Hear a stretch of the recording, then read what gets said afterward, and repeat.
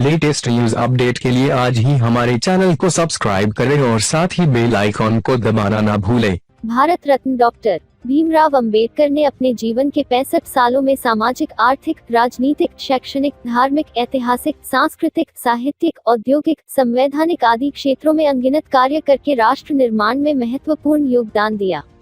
उन्होंने कई ऐसे काम किए जिन्हें आज भी हिंदुस्तान याद रखता है। अंबेडकर जयंती के अवसर पर जानते हैं कि उन्होंने राष्ट्र निर्माण में क्या क्या कार्य किए।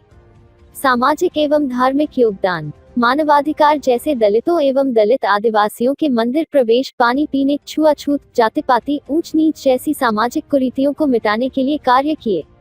उन्होंने मनुस्मृति दहन 1927, महाट सत्याग्रह 1928, नासिक सत्याग्रह 1930, येवला की गर्जना 1935 जैसे आंदोलन चलाए। बेजुबान, शोषित और अशिक्षित लोगों को जागरूक करने के लिए साल 1927 से 1956 के दौरान मूक नायक, बहिष्कृत भारत, समता, जनता और प्रबुद्ध भारत नामक 5 साप्ताहिक और पाक्षिक पत्र पत्रिकाओं का संपादन किया।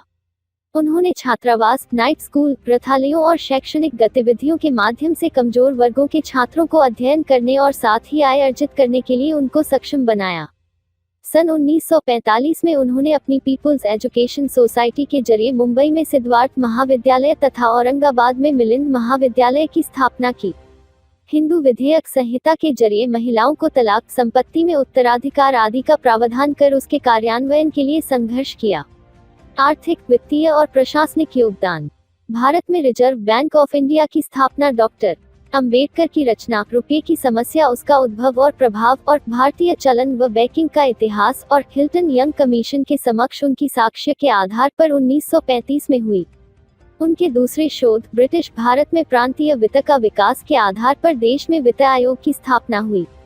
साल 1945 में उन्होंने देश के लिए जल नीति और औद्योगिकरण की आर्थिक नीतियां जैसे नदी नालों को जोड़ना, हीराकुंड बांध, दामोदर घाटी बांध, सोन नदी घाटी परियोजना, राष्ट्रीय जलमार्ग, केंद्रीय जल और विद्युत प्राधिकरण बनाने के मार्ग प्रशस्त किए।